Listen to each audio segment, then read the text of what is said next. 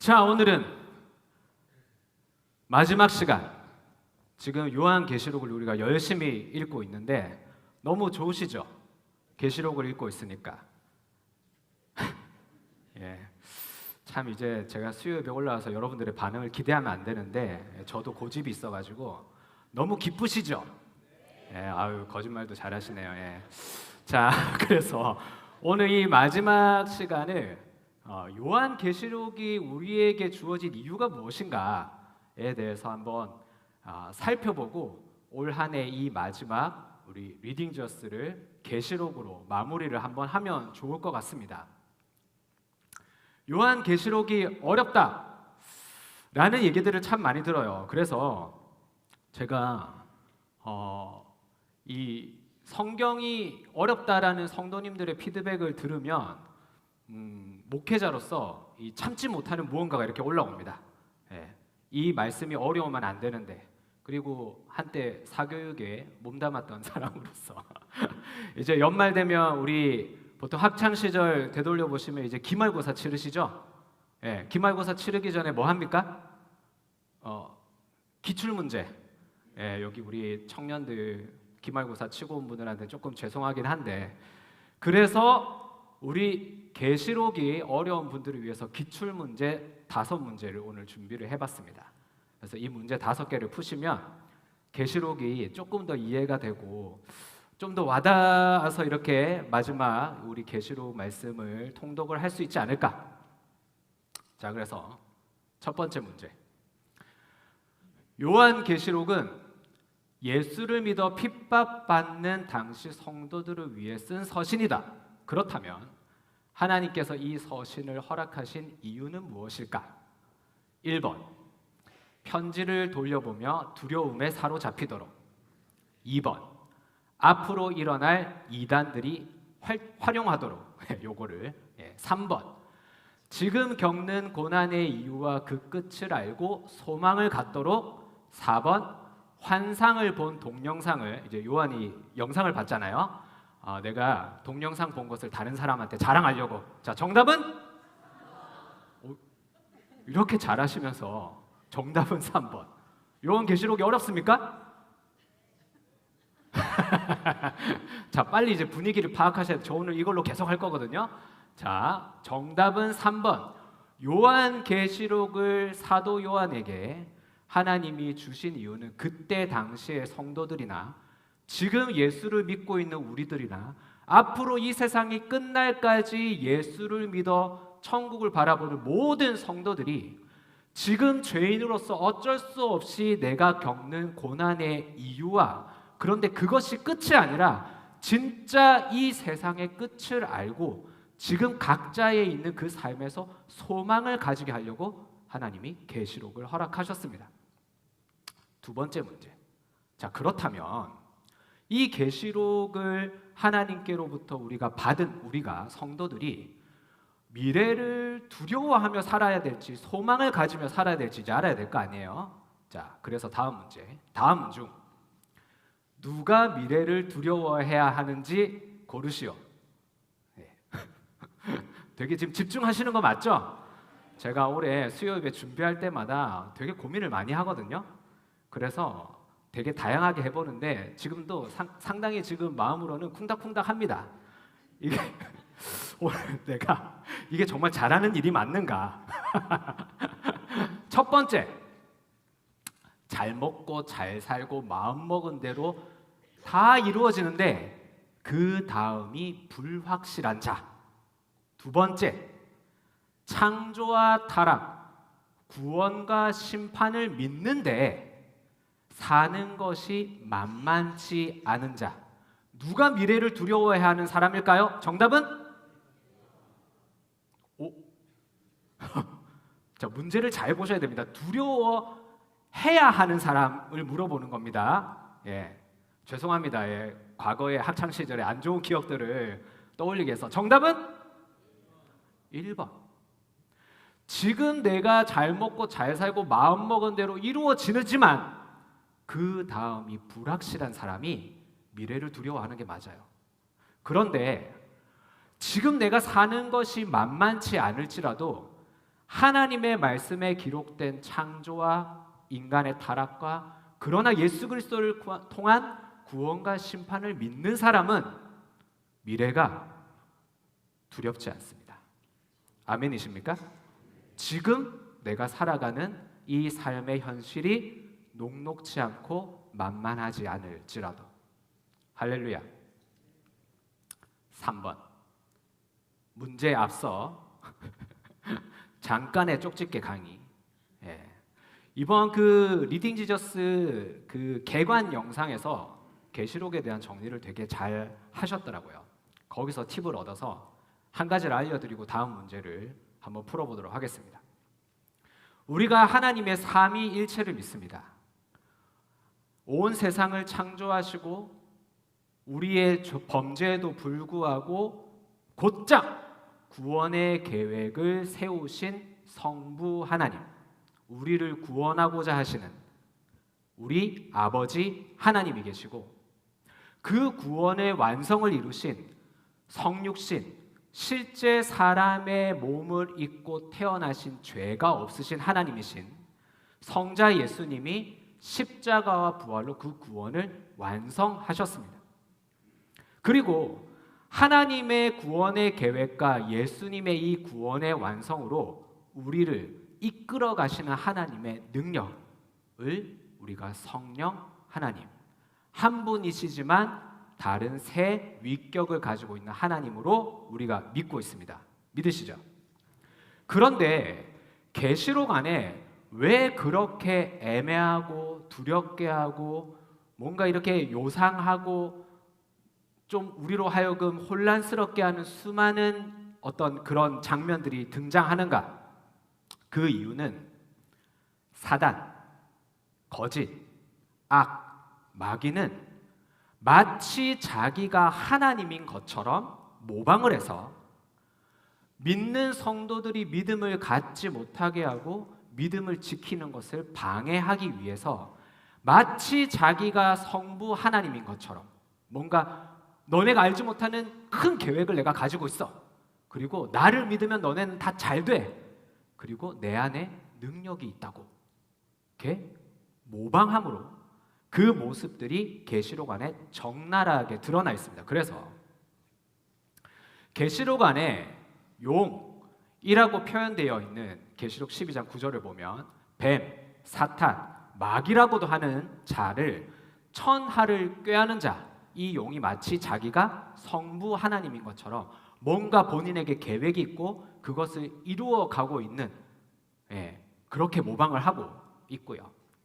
두 번째, 짐승은 그 짐승을 표현할 때 계시록 13장에 머리에 상처가 나서 죽게 되었는데 그것이 갑자기 낫게 되어서 많은 사람들이 놀라고 따르게 만들었다. 미혹하게 했다라고 표현합니다. 마치 예수님이 십자가에서 죽으시고 3일 만에 부활하신 것처럼.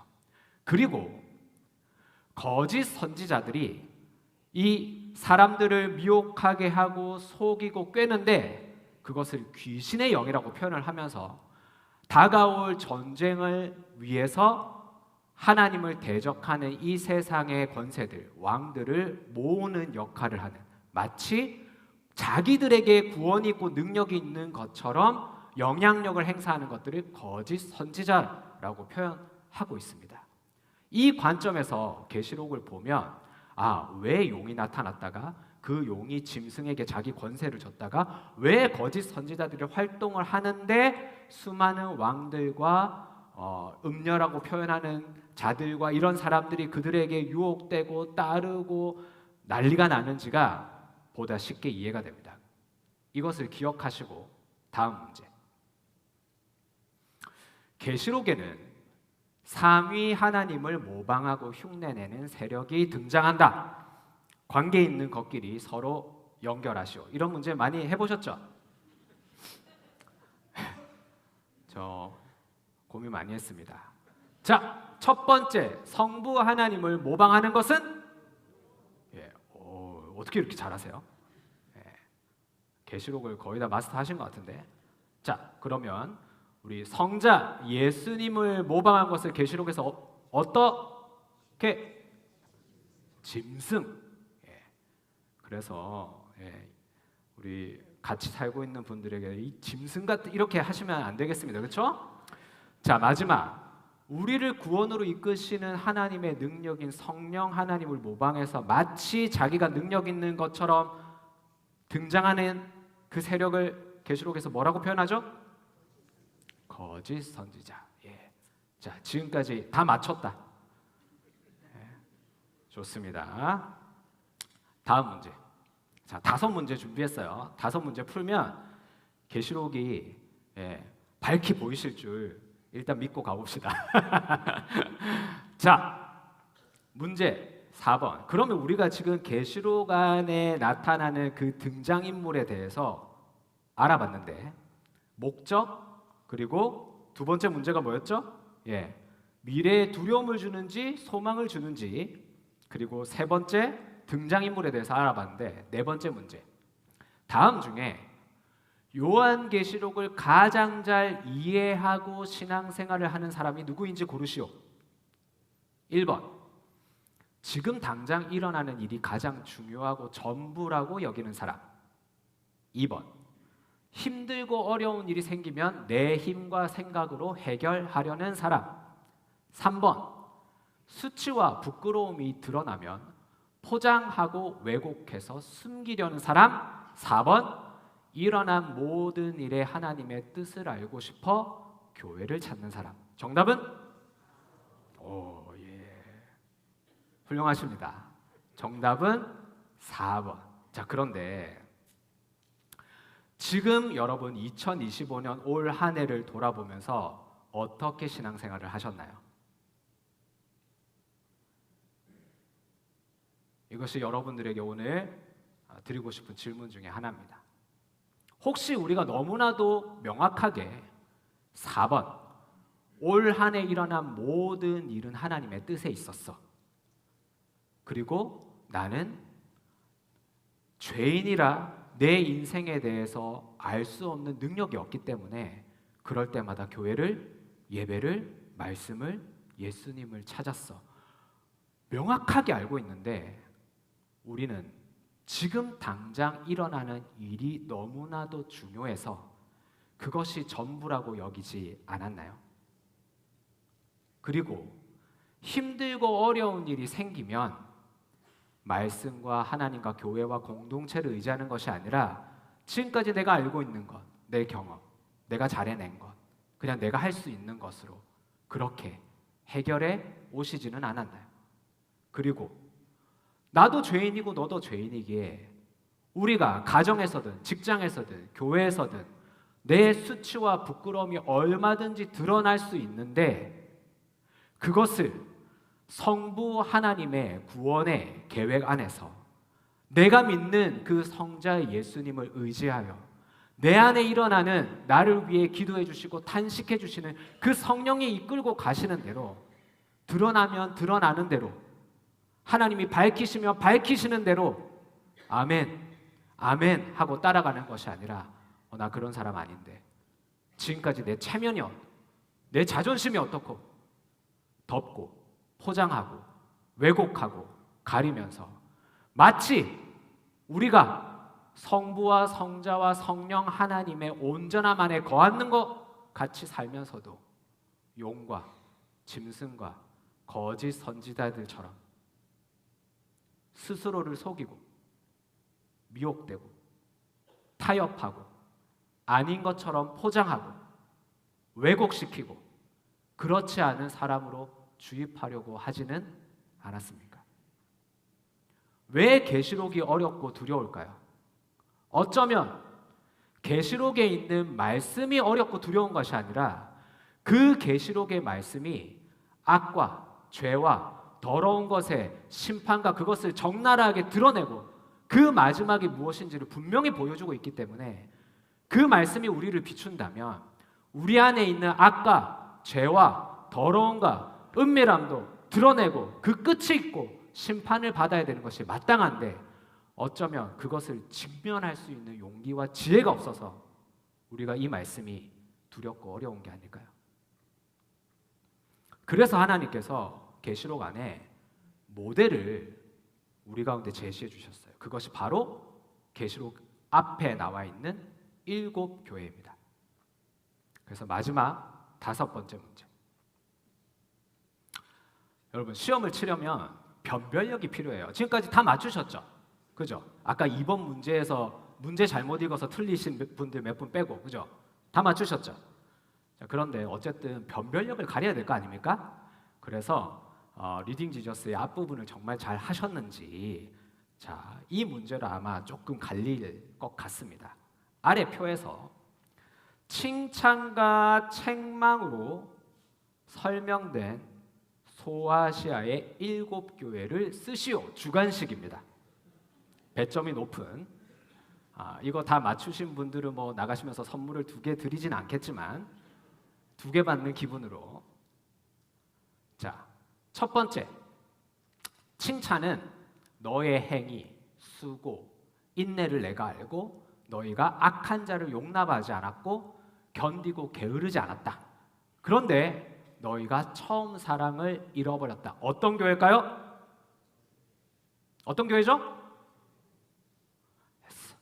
이렇게 하지 마시고 틀려도 괜찮으니까 무슨 교회? 예, 에베소 교회. 자, 외우는 방법을 가르쳐 드릴게요. 예,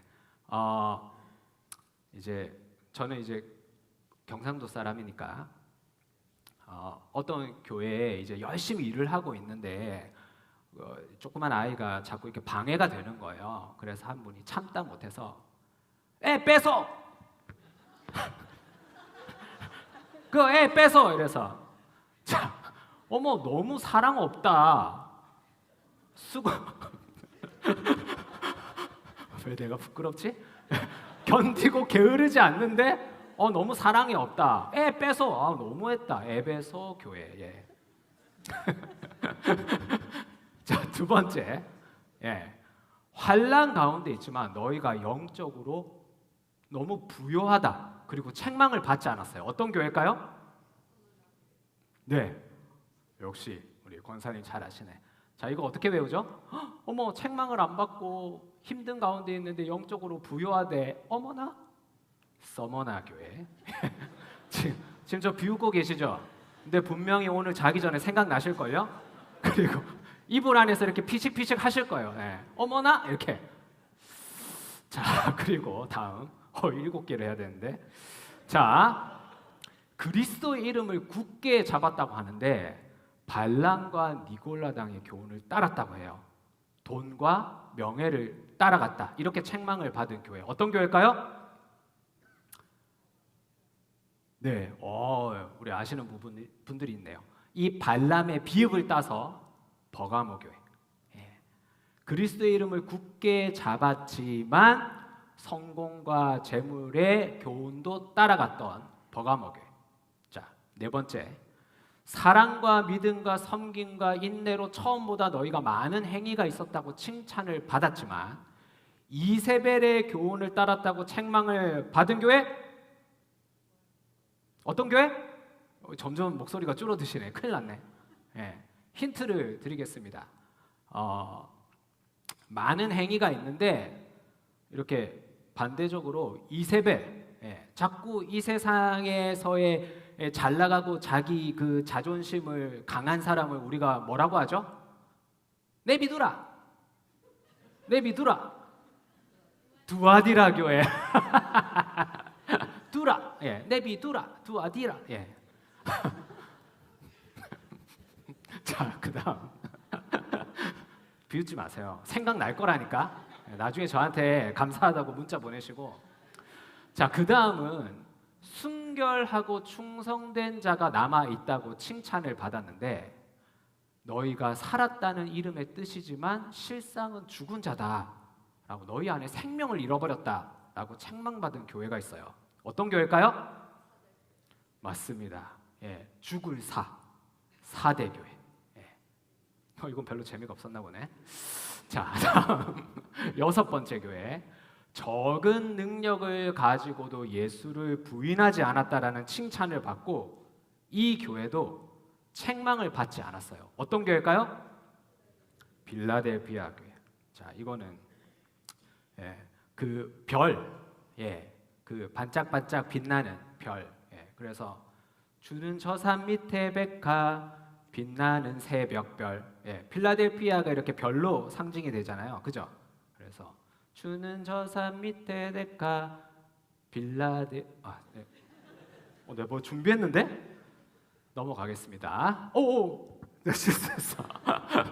자, 마지막은 칭찬을 받지 못하고 너희가 차든지 뜨겁든지 하지 않고 미지근해서 영적으로 눈이 멀었다 해서 이렇게 미지근해서 개워내는, 내가 너를 토해버린다라고 표현하잖아요. 그래서 라우디케아 교회. 예. 자, 일곱 교회. 자, 그런데 이 마지막 문제에서 왜 이 일곱 교회를 소개를 했냐면 아까 문제 4번이랑 이어지는 거예요. 우리가 너무나도 명확하게 알고 있지만 안 되는 것들이 실제로 있어요. 그 모델이 이 소아시아의 일곱 교회에서도 정확하게 드러납니다. 자, 그런데 우리가 여기에서 주목해야 될 중요한 부분은 이 일곱 교회가 어떤 교회는 책망도 받고 칭찬도 받고 또 어떤 교회는 칭찬만 받고 심지어 라오디게아 같은 교회는 책망만 받았어요. 그런데 그렇다고 해서 라오디게아 교회에 구원이 없습니까? 그게 아니라는 거죠. 우리가 우리의 삶에서 올 한 해를 한번 돌아봅시다. 이 일곱 교회처럼 우리 베델 교회도 하나님의 그 정확하신 그 심판과 판단 앞에서 우리의 행위와 수고와 인내와 그러면서도 악한 자를 용납하지 않고 견디고 게으르지 않는 모습에 대해서 칭찬을 받지만 너무 열심히 뭔가 이게 악인가 용납하면 안 돼, 게으르면 안 돼 라고 했을 때 정말 우리의 처음 사랑을 잃어버리지는 않았나? 교회를 사랑하고 성도를 사랑하고 옆에 있는 사람을 사랑하고 아끼던 그 사람을 내 열심이 앞서서 내가 너무 열심히 하다 보니까 그 사랑을 잃어버리지 않아? 그리고 어려운 일이 있었지만 정말 올 한 해가 그 어느 때보다도 영적으로 부유했어. 그리스도의 이름을 굳게 잡고 믿음이 자라갔지만 여전히 이 세상을 살아가면서 어디를 가야 돈을 더 버나? 무엇을 해야 이 경제적인 것에 대해서 안정감을 찾을까? 요즘에 뭘 해야 된다던데. 사랑과 믿음과 섬김과 인내가 작년보다 2024년보다 2025년이 더 많은 행위로 하나님께 드려졌는데 여전히 자존심, 나를 인정해 주나 안 해주나 이세벨의 교훈에 따르고 있는 것이 우리의 모습 아닌가요? 우리 안에 순결하고 충성된 모습이 있지만 생명을 사모하는 일에는 관심이 없었던, 나로 인해서 한 사람과 한 가정이 살아나지 않았던 그것을 직면해야 하는 게 2025년의 마무리라면 우리 가운데 있는 적은 능력을 가지고도 예수를 부인하지 않았지만 이 라오디게아로 흐르는 이 두 가지 물, 뜨거운 온천수와 차가운 물이 식수로 공업 영수로 써야 되는데 뜨거운 물은 뜨거운 물대로 써야 되고 찬물은 찬물대로 써야 되는데 이게 섞이는 순간 공업 용수로도 쓸 수 없고 식수로도 쓸 수 없어서 식어버린 물을 먹으면 토해버려요. 그 지역적인 특성을 가지고 있는 라오디게아에 저 말씀을 주셨어요. 뜨겁던지 차갑던지 각자의 모습대로 하나님께 쓰임을 받아야 되는데 대충 하면 되지. 내가 지금 신앙생활이 몇 년인데 그런 모습을 보시고 하나님께서 내가 개원해서 토해버리겠다 라고까지 표현을 하시는데, 그렇다면 우리가 올 한 해를 마무리하고 이 계시록의 말씀 앞에서 이 말씀이 두렵거나 우리를 불안하게 하거나 애매하게 하는 것이 아닌 명확하고 선명한 하나님의 나를 향한 말씀이 되려면 하나님의 칭찬도 받을 준비가 되어 있어야 하고 하나님의 책망도 받을 용기가 있어야 하는 겁니다. 그래야 계시록 가운데서 내 안에 있는 악과 죄와 연약함들이 어떤 결과로 맺어질지 우리는 그 죄의 결과에 대해서 두려워하면서 직면해야 합니다. 하지만 끊임없이 우리가 이 세상을 살아가면서 우리로 하여금 소망이 없게 하고 믿음을 잃어버리게 하는 것들에 대해서 왜 이 소망과 믿음, 왜 말씀과 예배와 교회를 붙들어야 하는지를 명확하게 안다면 칭찬도 받고 책망도 받는 우리가 하나님께서 세우신 7 교회처럼 각자의 가정에서의 구성원을 따라 셀에서의 셀 식구의 구성을 따라 팀 안에서 공동체 안에서 직장 안에서 왜 하나님께서 이 한 해 동안 나의 인생 가운데 그러한 일들을 허락하셨고 왜 이러한 일들이 드러나게 하셨고 왜 나의 믿음이 자라게 하셨고 왜 그 사람과의 관계를 통해서 나를 성장시키시지만 또 내 안에 어떠한 교훈을 따르고 있는지도 처절하게 드러내시는 것이 요한 계시록인 것입니다. 그래서 우리 오늘 핵심장인 이제 17장을 쭉 한번 읽어보고 오늘 마무리를 한번 해보려고 합니다. 우리 오늘 계시록 마지막에 17장 핵심장의 말씀을 우리 한 절 한 절 같이 한번 읽어보겠습니다. 시작. 또 7 대접을 가진 7 천사 중 하나가 와서 내게 말하여 이르되 이리로 오라. 많은 물 위에 앉은 큰 음녀가 받을 심판을 내게 보이리라.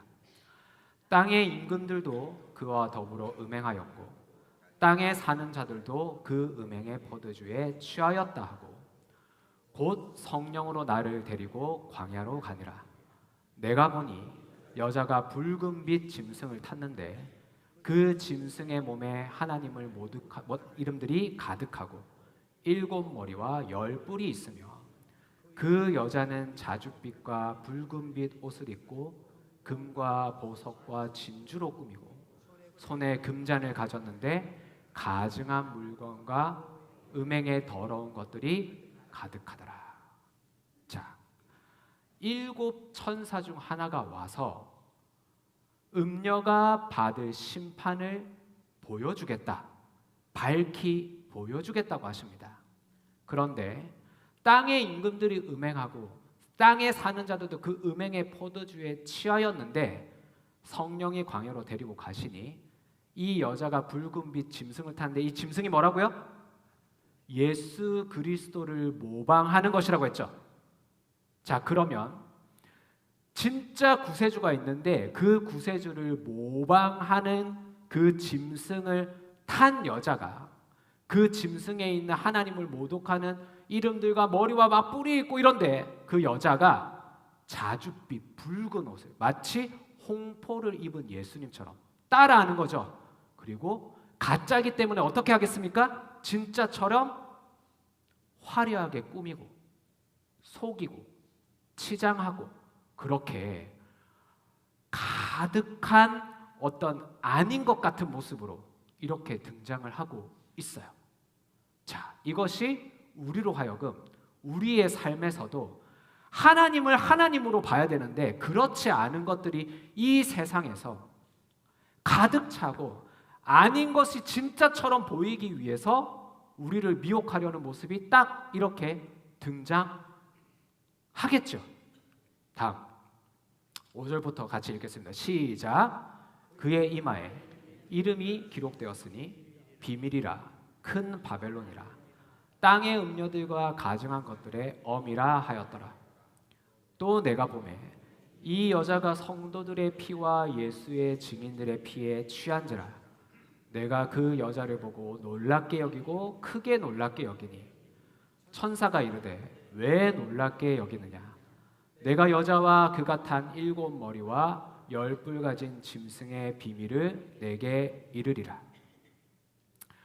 그의 이름에 비밀이다, 이것이 크다, 이것이 무엇의 엄이다, 이렇게 과장하고 뭔가 있는 것처럼 숨기고 우리로 하여금 뭔가 불안하게 하고 두렵게 합니다. 마치 우리가 말씀 안에 거하고 하나님 안에 거하면 분명하고 명확해지는데 뭐 여기 그러신 분들이 있는지는 모르겠지만 점을 보러 가고 무당을 찾아가고 사주팔자를 찾아다니면 우리 안에 있는 불안함과 두려움으로 우리를 사로잡습니다.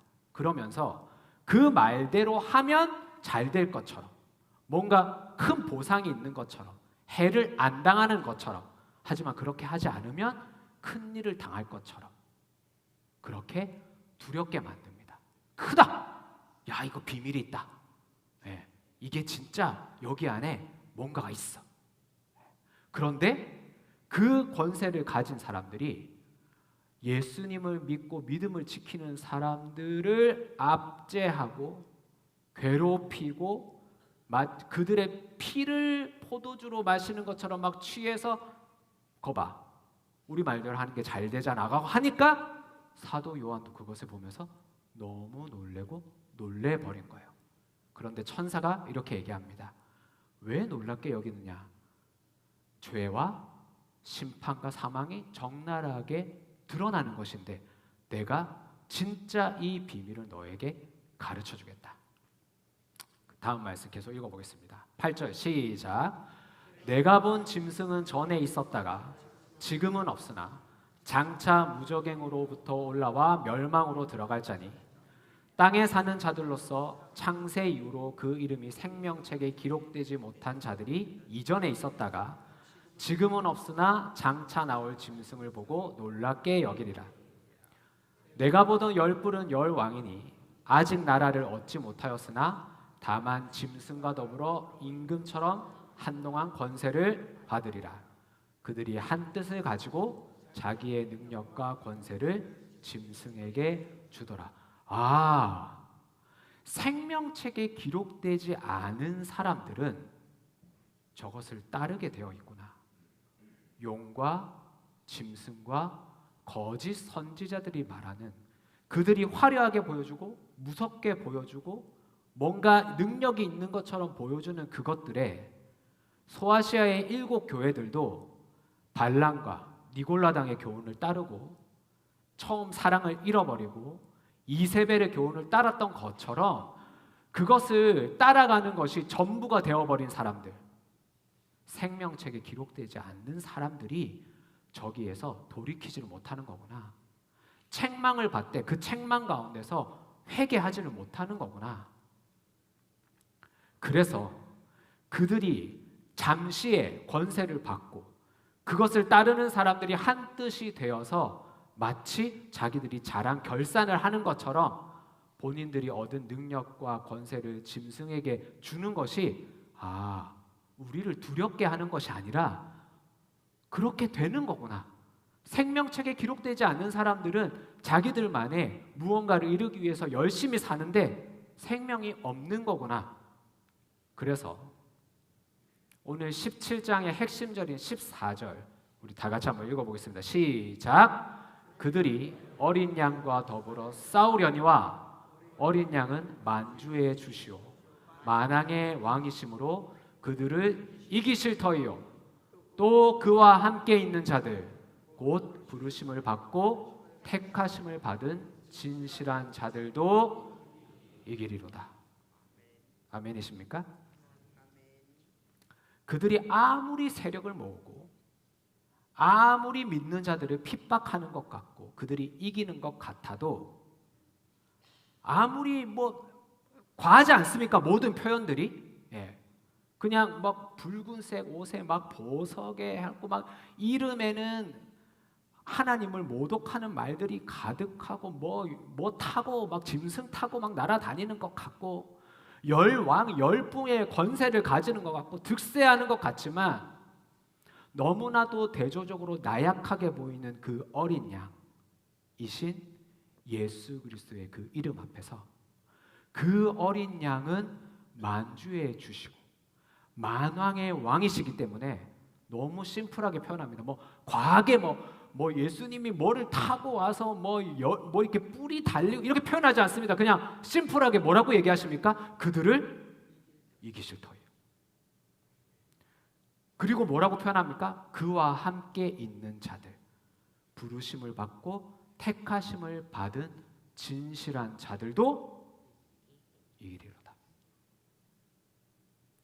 칭찬받고 책망을 받는 교회가 승리합니다.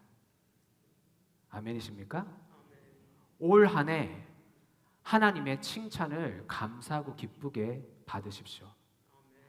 그리고 하나님의 진리로 우리 가운데 비춰주시는 그 말씀을 따라 하나님의 책망을 감사함과 기뻐함으로 받으십시오. 가짜의 그 미혹과 화려함과 그 변장과 그 은밀함에 속지 맙시다. 경제적으로, 돈으로, 재물로, 권세로, 자존심으로, 가지는 것들로, 뭔가 얻어지는 것들로, 득세하는 것들로, 자기들이 만들어낸 어떤 무언가로 우리를 어떤 화려함과 두려움으로 우리를 미혹해도 우리가 있을 곳은 거기가 아닙니다.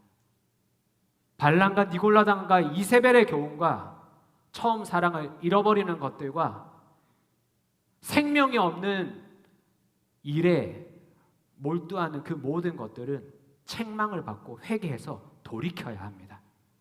그것이 생명책 안에 기록된 우리들의 이야기입니다. 잘되고 예쁘고 그 끝에는 어쩌면 포장하고 아닌 것처럼 하고 하는 그쪽에 더 가까운 일일지도 모릅니다. 칭찬은 칭찬으로, 책망은 책망으로 있는 그대로를 받아들일 수 있는 지혜와 용기가 있을 때 우리는 계시록뿐만이 아니라 성경 어디에 있는 몇 장 몇 절의 말씀을 우리 앞에 대더라도 감사함으로, 기뻐함으로 나를 살리는 하나님의 말씀으로 받을 수 있을 줄 믿습니다. 그런데 그 음료의 끝을 얘기하고 있어요. 16절, 네가 본 바 이 열불과 짐승은 음료를 미워하여 망하게 하고 벌거벗게 하고 그의 살을 먹고 불로 아주 사르리라. 이게 웬걸? 언제는 음료가 짐승을 타고 막 하는 것 같았는데 권세를 열불과 이 열왕이 준 것 같았는데 자기들끼리 미워하면서 서로 망하게 하고 벌거벗게 하고 살을 먹고 불로 사르는 예수 그리스도와 생명이 없는 것을 따르는 그 끝은 저렇게 되는구나. 여러분, 계시록이 우리에게 주어진 목적이 뭡니까? 그 안에 있는 여러 그 환상을 본 그 기록을 남긴 것이 우리를 불안하고 두렵게 합니까? 어느 영화에서처럼 뭔가 우리가 불확실한 싸움을 싸워나가는 것처럼 계시록이 그렇게 우리에게 주어졌습니까? 아닙니다. 승리는 어린 양, 우리 주 예수 그리스도께 있음을 정확하게 얘기하고 있습니다. 선포하고 있습니다. 우리는 이 말씀을 붙들고 믿으면 됩니다. 하나님의 칭찬과 책망 앞에서 우리가 겸손하면 됩니다. 내 안에 드러나는 모든 죄악과 그 죄의 끝을 알면서 그 죄를 드러내시게 하는 그 하나님께 영광과 찬송을 올려드리면 됩니다. 그러면 예수 그리스도의 승리는 우리의 승리가 될 것입니다. 계시록 마지막 장인 22장 11절에서 13절 말씀 읽고 우리 같이 찬양했으면 좋겠습니다. 우리 찬양팀 올라오시고 우리 마지막 이 말씀 다 같이 한번 읽겠습니다. 시작. 불의를 행하는 자는 그대로 불의를 행하고 더러운 자는 그대로 더럽고 의로운 자는 그대로 의를 행하고 거룩한 자는 그대로 거룩하게 하라. 보라, 내가 속히 오리니 내가 줄 상이 있어 각 사람에게 그가 행한 대로 갚아주리라. 나는 알파와 오메가요, 처음과 마지막이요 시작과 마침이라.